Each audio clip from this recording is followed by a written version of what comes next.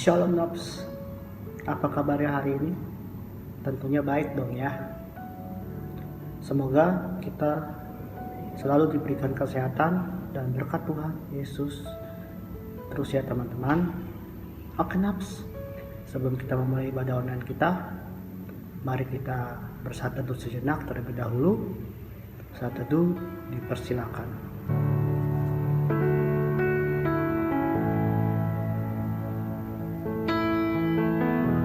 Saat teduh selesai, mari kita bernyanyi dari Kidung Jemaat nomor 376 ayat 1-3, Ikut Engkau saja Tuhan. Shalom teman-teman, mari kita angkat lagu pujian untuk Tuhan dari Kidung Jemaat nomor 376 ayat 1-3.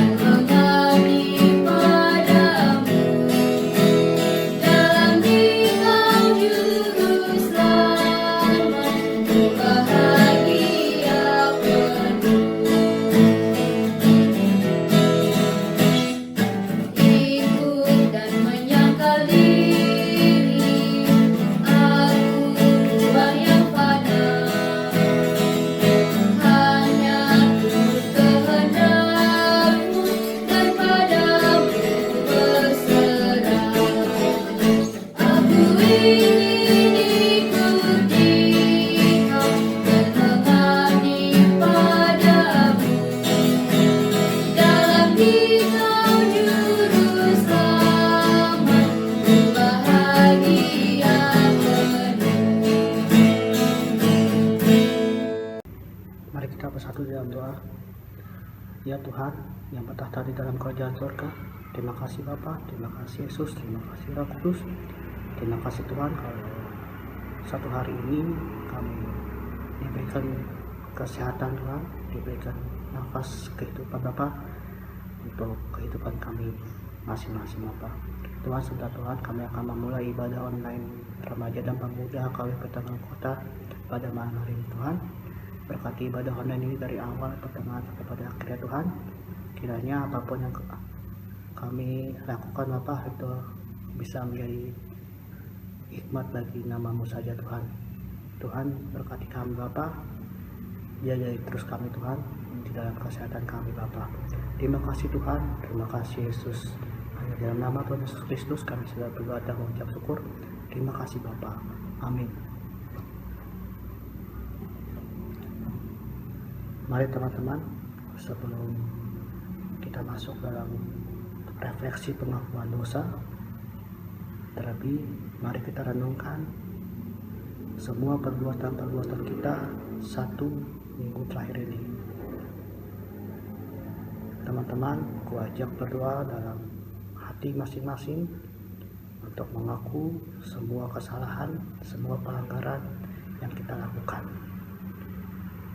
Berdoa dipersilakan.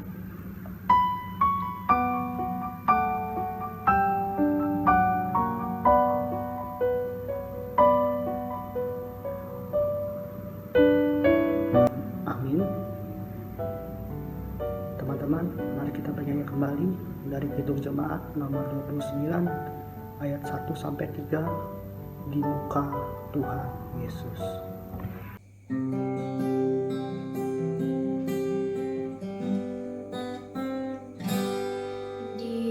muka Tuhan Yesus, betapa hina diriku, ku bawa dosa-dosaku. Di muka Tuhan Yesus, di muka Tuhan Yesus, tersungkur karena dosaku, ku buka kerinduanku. Di muka Tuhan Yesus, di muka Tuhan Yesus, ku insaf akan salahku, bertobat kini hatiku. Di muka Tuhan Yesus.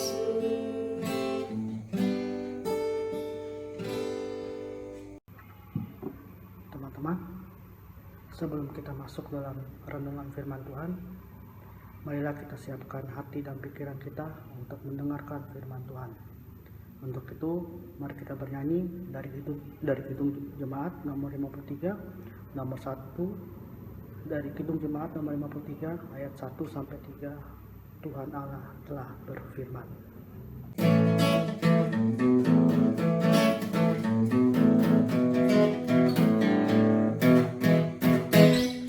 Tuhan Allah telah berfirman, haleluya, pada umat sabda hikmat, haleluya. Buka telinga hai umatnya, kabar yang baik dengarkanlah. Buka hatimu, Tuhan datang, hai yang beriman. Tuhan Allah telah berfirman, haleluya, pada umat sabda hikmat, haleluya. Barang siapa bertelinga, jangan menutup hatinya. Yang mau belajar, hai dengarlah firman yang bakal. Tuhan Allah telah berfirman, haleluya, pada umat sabda hikmat, haleluya. Umat menyambut juru selamat yang dinantikan dunia. Timur dan barat satu jalan, Tuhan pandunya. Tuhan Allah telah berfirman, haleluya, pada umat sabda hikmat, haleluya.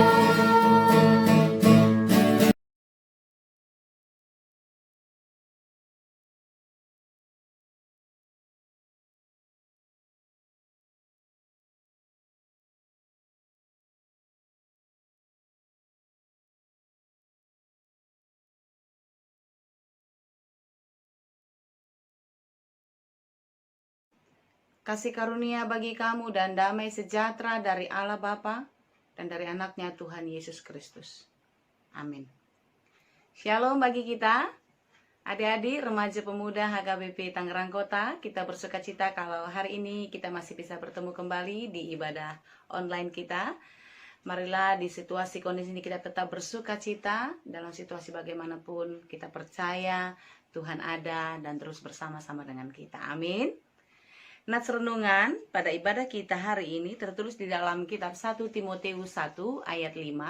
Saya mengundang kita bersama-sama membacanya, adik-adik dari rumah dan saya juga dari sini. Kita bersama membacanya 1 Timoteus 1 ayat 5. Sebab aku teringat akan imanmu yang tulus ikhlas, yaitu iman yang pertama-tama hidup di dalam nenekmu Lois dan di dalam ibumu Eunike, dan yang aku yakin hidup juga dalam dirimu. Demikianlah firman Tuhan. Timoteus kita ketahui adalah salah seorang murid kesayangan, bahkan sudah diangkat anak rohani oleh Paulus. Jadi Paulus sangat menyayangi Timoteus. Kenapa Paulus sangat menyayangi Timoteus? Karena Timoteus itu adalah seorang pemuda yang baik, pemuda yang jujur, pemuda yang loyal, pemuda yang setia di dalam melaksanakan segala tanggung jawabnya. Tentu, sebagaimana di dalam kehidupan kita sehari-hari pun, seorang anak atau seorang pemuda yang baik, yang dikenal orang dekat dengan Tuhan, tentu banyak orang yang menyukai dia. Kehadirannya selalu dirindukan. Dia disayang banyak orang. Dia sangat dipercaya, bisa diandalkan. Terus kehidupannya pun pasti diperhatikan. Dia menjadi pusat perhatian orang. Karena apa? Karena hal-hal baik yang selalu hadir, yang selalu lahir dari dalam kehidupannya. Seperti itulah Timoteus. Timoteus adalah seorang pemuda yang baik, yang selalu melakukan hal-hal baik, sehingga dia selalu diperhatikan orang, dan dia selalu diingat oleh Paulus. Sekalipun mereka sudah terpisah, karena pelayanan Paulus harus berlanjut. Dan ketika surat ini ditulis, Paulus pada waktu itu sedang dipenjara. Dia sedang menderita, dia sedang bergumul. Tetapi karena perhatiannya kepada Timoteus, dia mengingatkan kembali anak rohaninya, anak kekasih hatinya, sehingga dia menulis kembali surat ini yang mau mengatakan supaya Timoteus tidak pernah goyah. Timoteus tetap bertahan di dalam kesetiaannya kepada Tuhan, di dalam melakukan hal-hal yang berkenan kepada Tuhan di dalam pelayanannya. Saudara-saudara yang terkasih dalam Yesus Kristus, kalau tadi kita baca di ayat itu, bagaimana dikatakan si Timoteus ini adalah seorang baik yang terlahir dari seorang perempuan yang baik, yaitu Eunike ibunya. Eunike yang terlahir pula dari seorang ibu yang baik, yaitu yang menjadi nenek Timoteus yang bernama Lois. Jadi kedua perempuan ini berperan penting di dalam proses pertumbuhan Timoteus. Baik itu pertumbuhan secara fisik maupun pertumbuhan rohaninya. Jadi bagaimana kedua perempuan ini, nenek dan ibunya, membimbing dan mengajar dia sehingga Timoteus tumbuh menjadi seorang pemuda yang takut dan taat kepada Tuhan. Saudara-saudara, adik-adikku yang terkasih, tentu hal-hal baik yang sudah diwariskan oleh ibunya, hal-hal baik yang sudah diwariskan oleh orang tuanya kepada Timoteus, tentu ini dia ingat selalu. Ini dia renungkan setiap hari dalam kehidupannya, sehingga ketika apapun yang dia kerjakan, dimanapun dan bagaimanapun kondisinya, dia terus mengingat itu. Jadi tidak hanya ketika bersama-sama dengan ibunya, tidak hanya ketika dia diingatkan oleh neneknya saja, tidak. Tetapi setiap saat, setiap waktu, dia menunjukkan imannya di dalam kehidupannya sehari-hari. Dia menunjukkan loyalitasnya, kesungguhannya kepada Tuhan di dalam pelayanannya ketika dia melakukan tugas pelayanan itu sendiri tanpa Paulus, sang bapa rohaninya. Karena itulah yang membuat Paulus merindukan dia. Itulah yang membuat Paulus selalu mengingat dia. Paulus mengingat kebaikannya. Paulus mengingat keloyalitasannya di dalam melakukan pelayanan. Sehingga Paulus merasa bertanggung jawab untuk mengirimkan surat supaya Timoteus ini tidak goyah. Karena apa? Karena di dalam pelayanan, di dalam perjalanan kehidupan, bisa saja yang tadinya baik, tapi dia bisa berubah karena faktor lingkungan, faktor keadaan, dan lain sebagainya. Karena itulah, karena sayangnya, karena merindukan Timoteus, Paulus mengirimkan kembali surat kepada dia, supaya dia terus mengingat, aku sudah mengenal engkau, aku tahu ibumu, aku tahu nenekmu, mereka mengajarkanmu dengan baik, kan kira-kira begitu. Jadi Paulus mengingatkan kembali supaya Timoteus melakukannya. Tentu hal ini dilakukan oleh Paulus bukan karena ada sesuatu yang ada di dalam pikirannya, tetapi itu terdorong dari rasa kasih yang ada di dalam hati atau di dalam diri Paulus. Kasih yang timbul dari dalam hati yang tulus, hati yang suci, hati yang murni. Jadi bukan karena ini, karena itu, karena segala sesuatu, tidak. Tetapi karena dia merasa dia sangat mengasihi Timoteus, dan Paulus di dalam pergumulannya pun kasih itu terus berkobar-kobar dalam kehidupannya, sehingga ia menuliskan kembali. Surat itu adalah merupakan nasihat yang datangnya karena kasih. Lalu kasih itu apa? Kasih itu seperti apa yang sudah kita pelajari adalah hukum yang utama dan terutama. Itulah hukum kasih. Ya, jadi bukan kalau zaman dulu, zaman perjanjian lama, orang-orang Yahudi itu mereka mempertahankan hukum-hukum Taurat. Tapi karena tidak ada satupun yang bisa melakukan hukum Taurat, maka tidak ada satupun yang layak, yang pantas, yang patut untuk masuk surga. Semua orang sudah melanggar dan semua orang sudah berdosa. Karena itulah Yesus datang ke dunia. Yesus menjadi manusia, mengambil rupa seorang hamba, menjadi manusia untuk menyelamatkan kita. Jadi bukan karena hukum Taurat, tetapi karena kasih karunia Tuhan. Itulah hukum yang utama dan terutama di dalam kehidupan orang Kristen. Saudara-saudaraku yang terkasih dalam Yesus Kristus, inilah yang mau disampaikan kepada kita. Hukum kasih yang utama dan yang terutama di dalam kehidupan.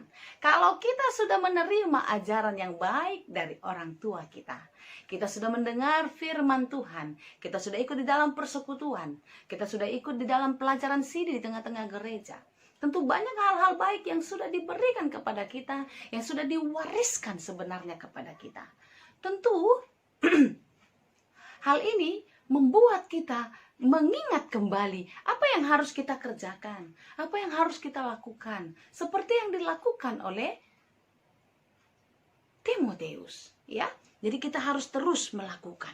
Kalau tema kita pada hari ini adalah tema iman yang tulus, ikhlas akan hidup di dalam diri orang percaya. Iman yang tulus, ikhlas akan hidup di dalam diri orang percaya. Ada beberapa poin yang menunjukkan iman itu hidup di dalam kehidupan orang percaya. Jadi tidak hanya sebatas berkata-kata aku beriman, aku percaya. Tetapi bagaimana iman itu hidup dan bertumbuh di dalam kehidupannya.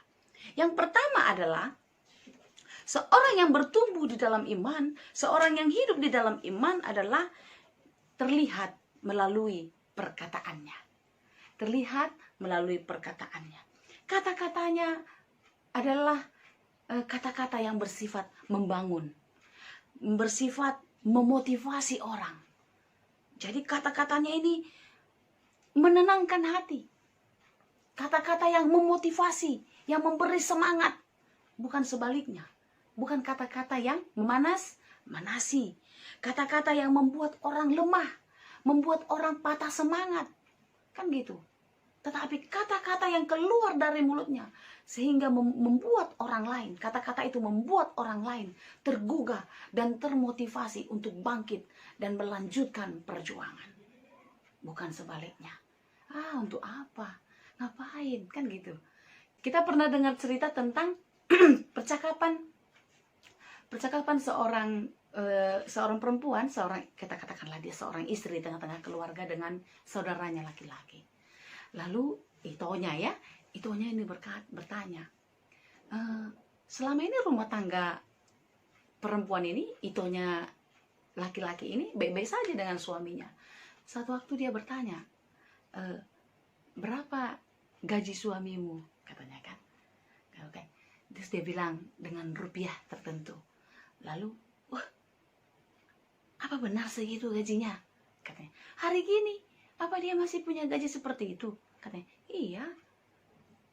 Terus, kebutuhanmu cukup nggak? Cukup.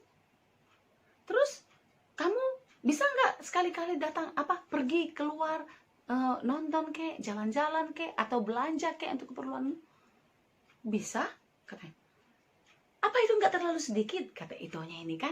Lalu dia bilang, si perempuan ini mulai berpikir, kok itu aku ini ngomong seperti itu kan gitu. Setelah mereka berpisah, kata-kata itonya itu terngiang-ngiang di dalam pikirannya. Gaji suamiku terlalu sedikit. Apa benar ya segitu? Nah, dengan pertanyaan itu, dia mulai mencurigai suaminya. Benar nggak suaminya itu punya gaji seperti itu? Segitu banyaknya. Lalu, dia melihat kehidupan suaminya, kok kayaknya nggak pantas. Gajinya dia kasih segitu. Kok dia kayaknya begini? Nah, dia mulai curiga kepada suaminya. Kecurigaannya itu, satu waktu membuat dia marah kepada suami. Karena dia merasa tidak bahasa-bahasa yang keluar dari mulut itunya itu terngiang-ngiang sehingga itu mempengaruhi hatinya. Yang tadinya keluarga itu aman-aman saja, baik-baik saja, tapi karena pendengaran, karena kata-kata yang keluar dari mulut saudaranya itu mempengaruhi pikirannya sehingga rumah tangga itu mulai kacau. Apa yang mau dikatakan? Kata-kata yang baik tentu akan mendatangkan ketenangan, akan mendatangkan semangat, akan mendatangkan hal-hal yang positif pada orang-orang yang mendengar. Tapi kata-kata yang buruk, kata-kata yang negatif, itu akan menghancurkan, akan merusak. Ini bukanlah ciri-ciri orang yang hidup dan bertumbuh di dalam iman. Setiap kata-kata kita haruslah mencerminkan kata-kata orang yang bertumbuh di dalam Tuhan. Sehingga apa yang kita katakan, apa yang kita ucapkan, mendatangkan sukacita dan damai sejahtera bagi orang. Amin. Amin. Yang kedua adalah, dia mempunyai talenta, dia mempunyai karunia. Bahkan tentu seperti apa yang sudah pernah saya katakan, setiap kita diberikan karunia, diberi talenta oleh Tuhan, yang masing-masing kita talentanya berbeda-beda. Tentu orang yang memiliki iman akan memakai talentanya dengan baik. Ya, dia tidak akan memendam untuk dirinya sendiri. Orang yang pintar nyanyi, dia akan ikut di dalam paduan suara di tengah-tengah gereja. Orang yang pintar main musik, dia ikut di dalam pelayanan di tengah-tengah gereja. Untuk anak-anak sekolah, dia yang pintar, dia mau berbagi ilmu dengan teman-temannya ketika belajar bersama. Tapi bukan waktu ujian ya. Kalau waktu ujian itu namanya mencuri. Ya, tapi pada waktu belajar bersama. Saya ingat dulu waktu sekolah, saya sudah pernah katakan kepada kalian, kata guru saya, semakin banyak engkau membantu temanmu, maka engkau semakin pintar. Dalam hal ketika belajar bersama. Karena apa? Karena ketika kita membantu teman di dalam adik-adik yang sekolah, ketika kita membantu teman untuk menerangkan pelajaran, pada saat itu kita mengulang kembali pelajaran yang sudah kita pelajari sehingga itu semakin melekat dan selalu semakin kita ingat. Jadi ketika kita menghadapi ujian, maka kita dengan mudah. Ya, jadi talentamu itu harus teruji, talentamu itu harus terbukti, ya, bukan nggak cukup hanya misalnya saya suka nyanyi nih ya, saya nyanyi aja sendiri, nyanyi suka-suka, kapan saja di mana saja, tidak. Tetapi lagu saya haruslah merupakan lagu yang menyenangkan hati yang mendengar. Ya, tentu untuk bisa menyenangkan hati yang mendengar, saya harus latihan, saya harus menguji talenta ini, melatih talenta ini supaya menjadi lebih baik. Lalu yang ketiga adalah orang yang bertumbuh, orang yang hidup di dalam iman, ya, imannya itu hidup di dalam kehidupannya. Jadi dia harus mau berbagi, ya, berbagi. Berbagi itu dimulai dari diri, bukan dari orang lain. Jadi yuk kita galang dana yuk. Sekarang ini kan lagi dampak COVID-19 ini luar biasa. Banyak teman kita yang yang terdampak, ada yang di PHK, ada yang dirumahkan, ada yang ada macam-macam lah ya gitu ya. Semua kita pasti merasakan bagaimana pergumulan kita karena wabah COVID-19 ini. Ayo kita berbagi yuk, kita peduli gitu ya. Nah, ini seruan, ini hebat ini. Kan banyak kita yang buat foto profil WhatsApp. Saya lihat ini remaja pemuda ini ada beberapa orang yang buat ya. Dan ini kita publikasikan selalu. Kita ayo bukan berarti ayo kamu lakukan, bukan. Tetapi ayo, kalau katakan ayo, saya dan kamu, kita ikut bersama-sama. Jadi kita bersama-sama untuk ambil bagian di dalam memberikan donasi untuk menolong saudara-saudara kita yang terdampak COVID-19 ini. Jadi dia mau berbagi, bukan hanya menyuruh orang lain. Itulah yang menunjukkan imannya terus hidup dan bertumbuh di dalam kehidupannya. Jadi bukan karena ada maunya, bukan karena untuk kepentingan diri sendiri saja, tetapi untuk orang lain dia pun mau berkorban. Ya, dia mau berbagi, dia mau memberi, bukan karena kelebihan, tetapi karena memang tergerak dari hati yang tulus, tergerak dari hati yang murni, karena kasih yang datang daripada Tuhan. Lalu yang berikut adalah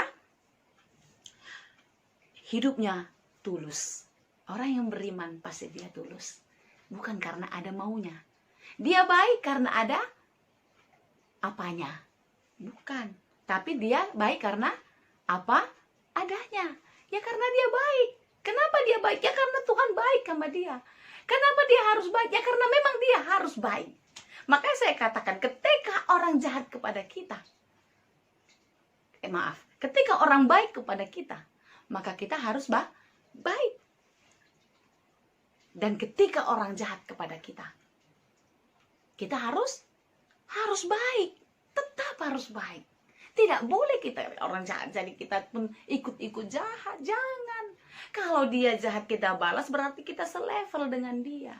Kita sama. Di Roma 12. Di Roma 2 dikatakan ya. Janganlah sama dengan dunia ini. Unang sarobang doho portidion.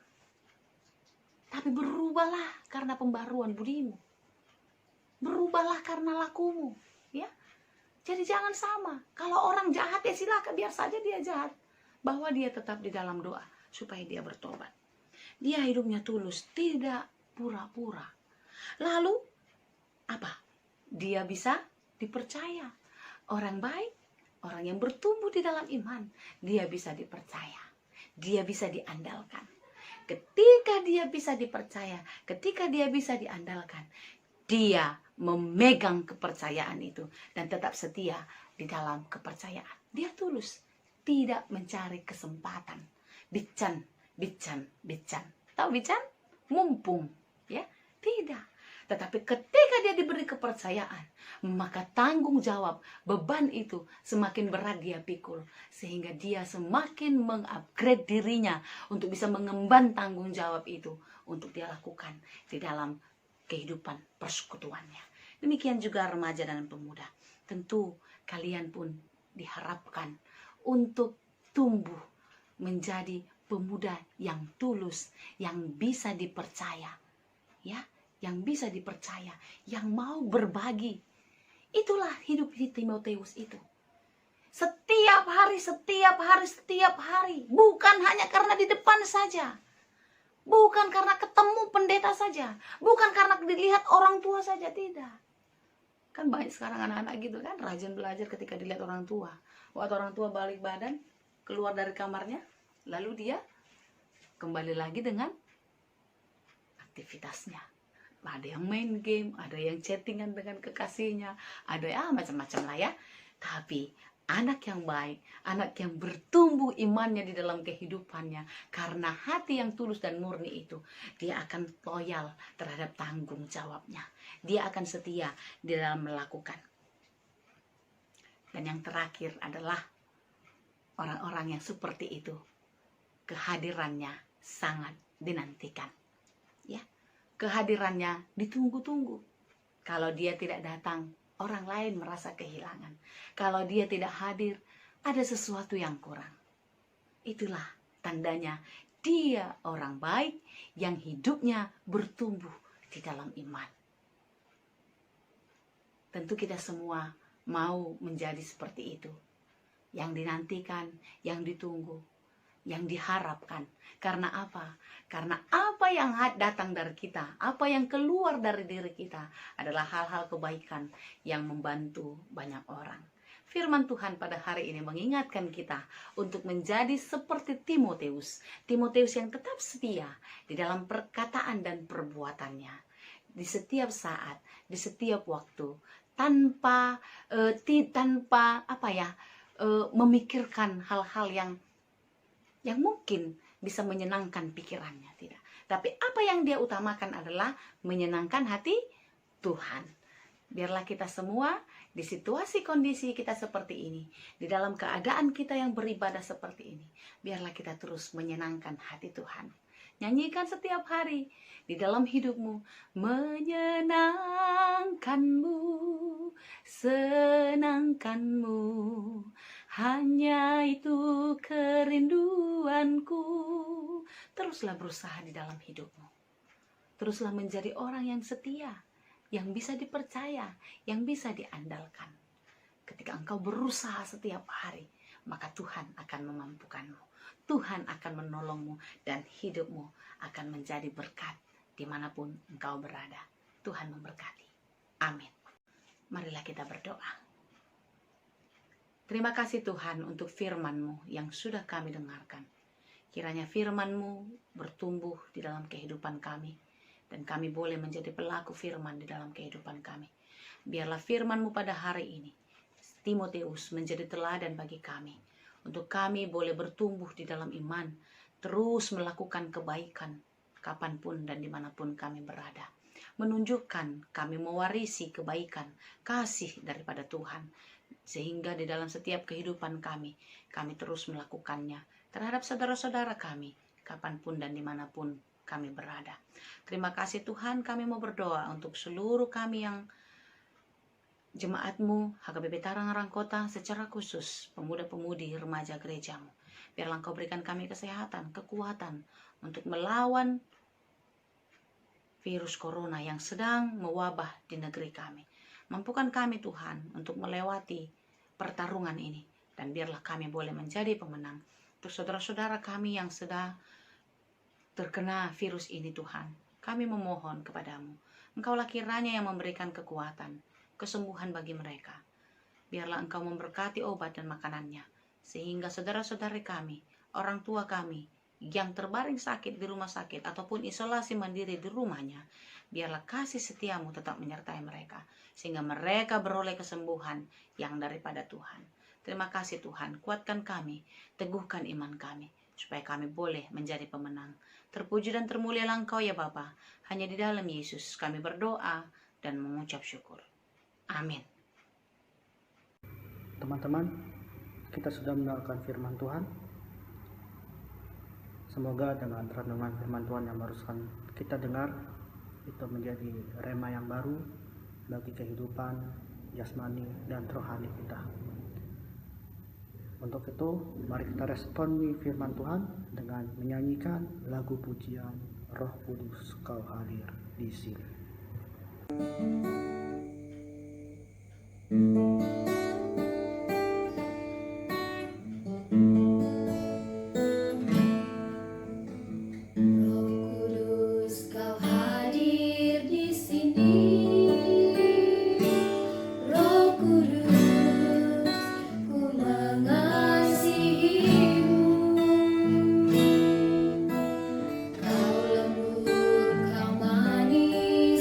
Kau